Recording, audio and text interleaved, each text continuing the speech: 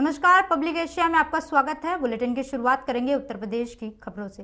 खबर आ रही है बुलंदशहर से, जहां नोएडा से बुलंदशहर आए एक युवक का शव मिला है। बताया जा रहा है युवक मंगलवार को अपने साले व उसके दोस्त के साथ चरोरा नहर में नहाने आया था, जहां नहाते समय वह संदिग्ध हालत में डूब गया। मृतक युवक नोएडा के सेक्टर 150 का रहने वाला है। इस मामले में शव मिलने पर परिजनों ने हत्या की आशंका जताई है। फिलहाल पुलिस ने शव को पोस्टमार्टम के लिए भेज दिया है और मामले की जाँच में जुटी हुई है।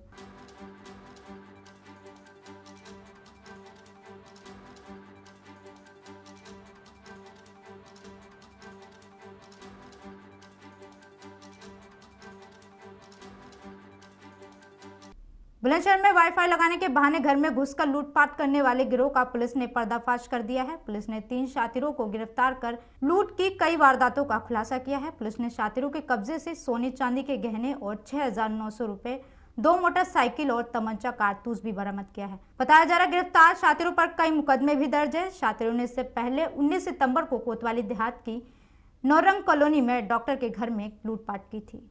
आइए सुनते हैं इस पर श्लोक कुमार SSP बुलंदशहर का क्या कहना है।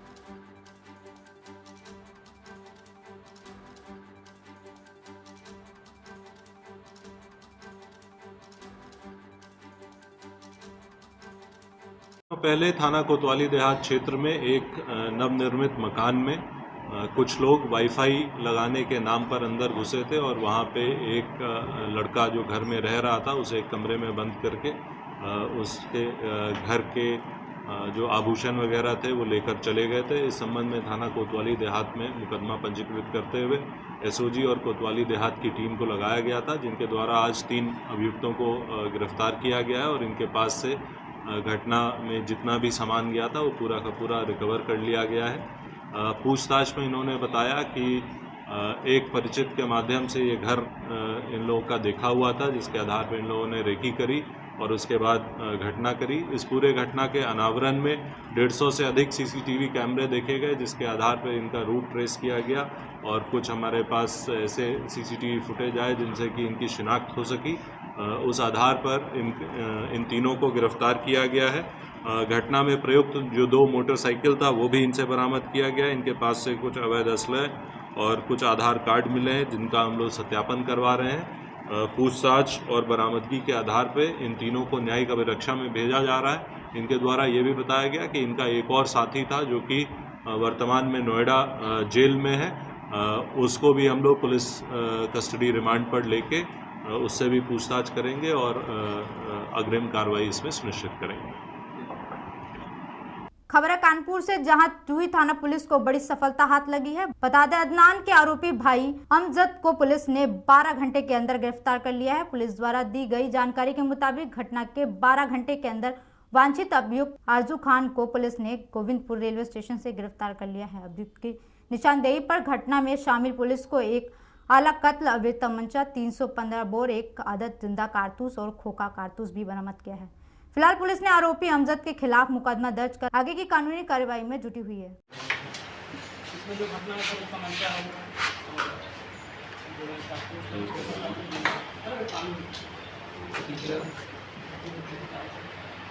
खरीदा क्यों था?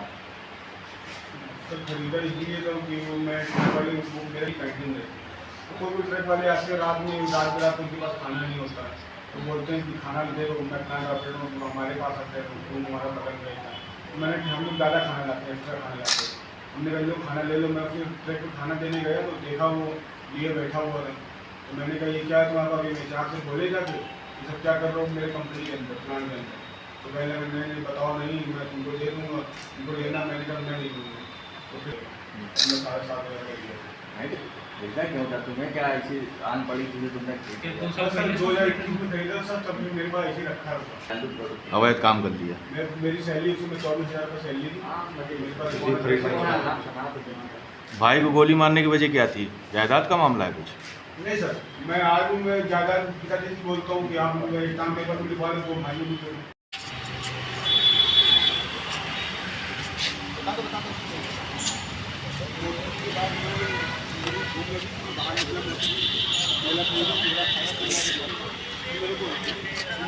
टाइम हो गया,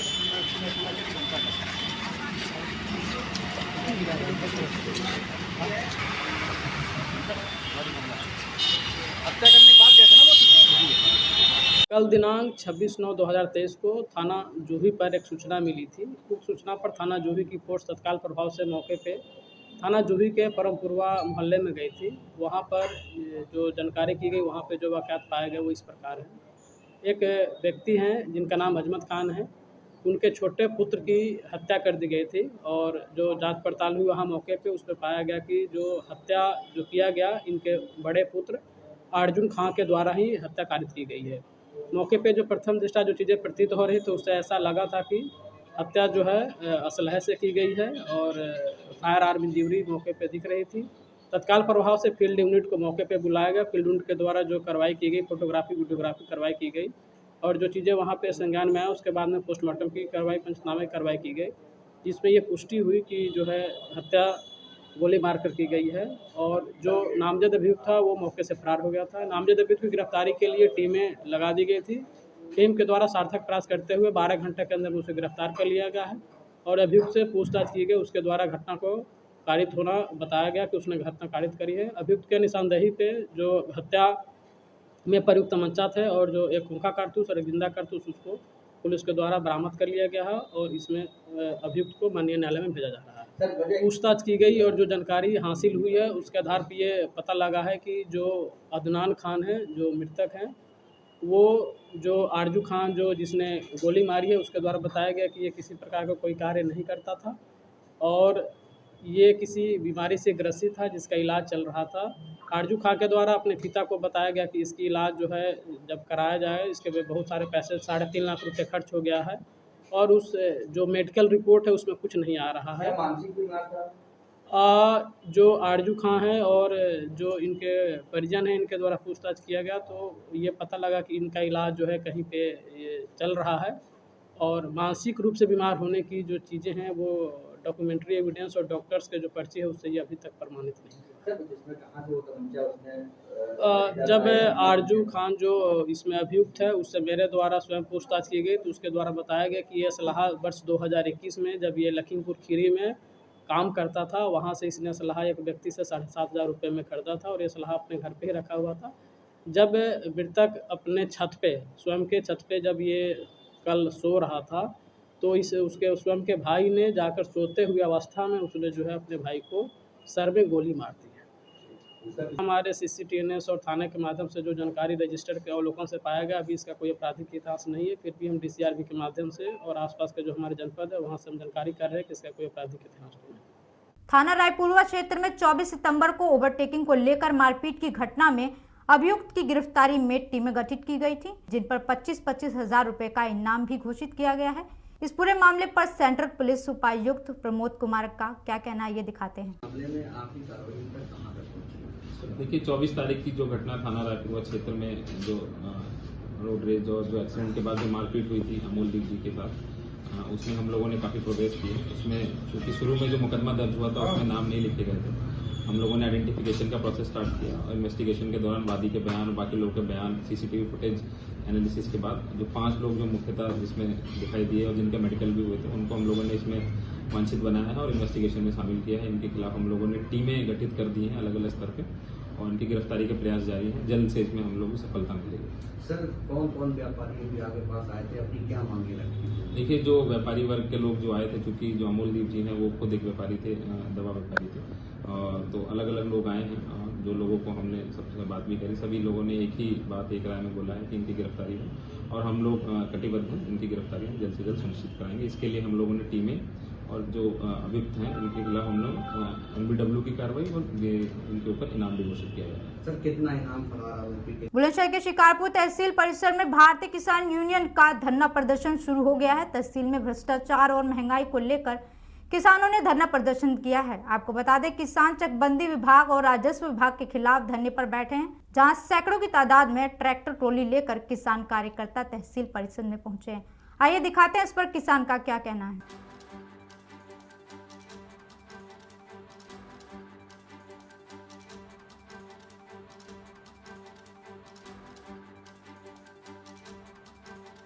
क्या नाम है आपका? अच्छा, जो आज शिकारपुर परिसर में जो धरना दिया जा रहा है, किन मांगों को लेकर दिया जा रहा है? मांग के किसान संबंधी जो समस्या है, वही लगातार जो है सरकार भी अवगत है इन समस्याओं से कि बार बार जो है संगठन बातों को उठाता रहा है और जो हमारी समस्या है भाई आज तक कभी इस पर अमल नहीं हुआ। भाई नंबर 1 बिजली से इतने पीड़ित हैं कि एक तो जो है इनके मीटर वाली समस्या अब तक जो है निपटारा न हुआ। दूसरा विजिलेंस वाली जो अभी योगेंद्र जी बता रहे थे, वो एक नई जो है चाल तैयार हो गई है। ये अभी से चालू हुई है, 1 साल से ही ज़्यादा। उससे पहले भी लोग जो रहते थे, बिजली भोगता थे, पर अब तो इतना अनीति हो रही है कि उसका कुछ जो है बंधन ही नहीं है, ना कोई सीमा है किसी चीज़ की।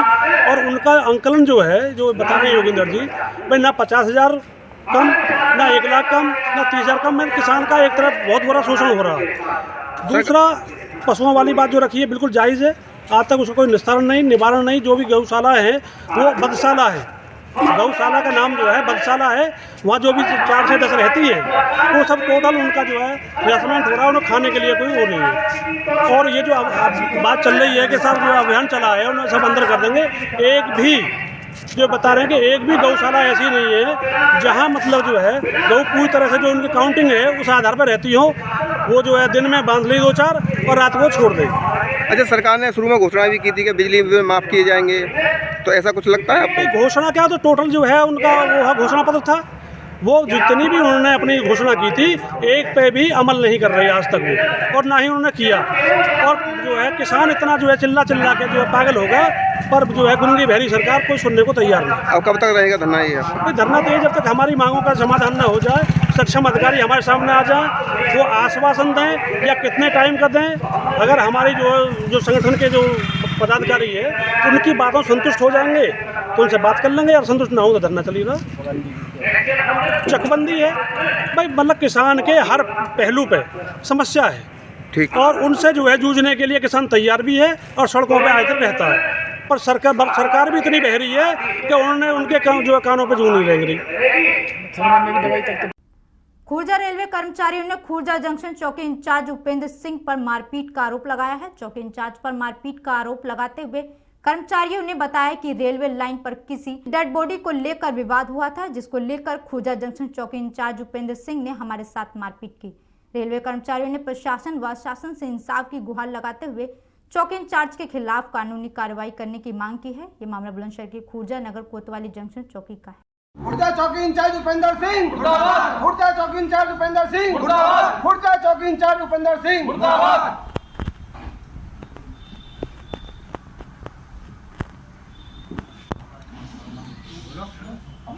खुर्जा चौकी इंचार्ज मुर्दाबाद। खुर्जा चौकी इंचार्ज मुर्दाबाद।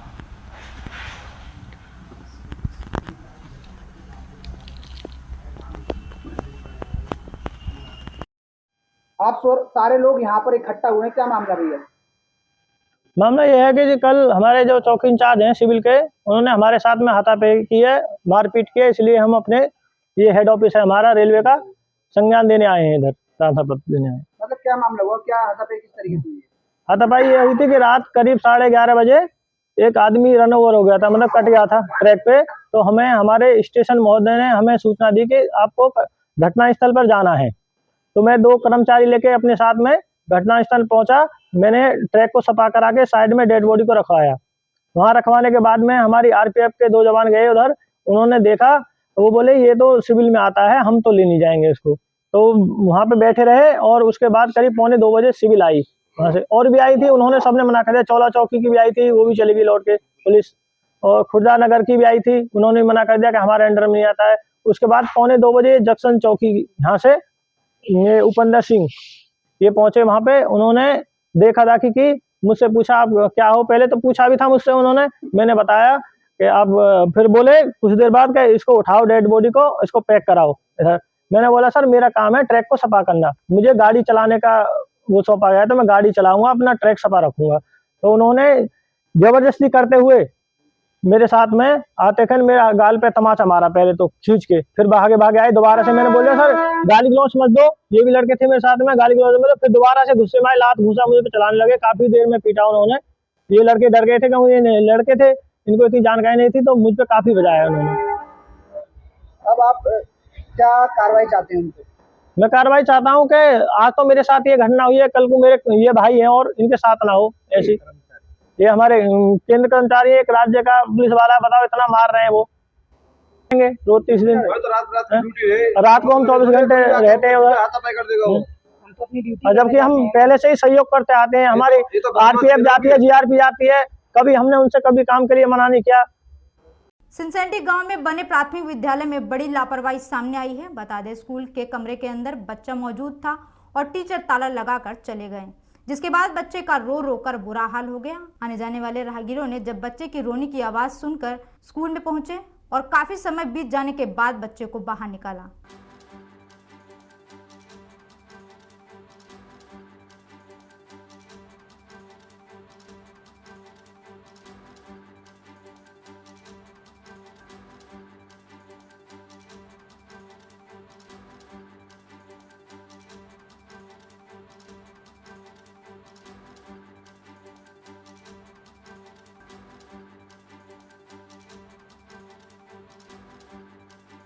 और आखिरी खबर की ओर चलते हुए बता दें, मिर्जापुर में कैबिनेट मंत्री आशीष पटेल की गाड़ी का एक्सीडेंट हो गया है, जिसमें गाड़ी आगे से पूरी तरह से क्षतिग्रस्त हो गया है। एक्सीडेंट के कारण मंत्री के पैर में चोट लगी है।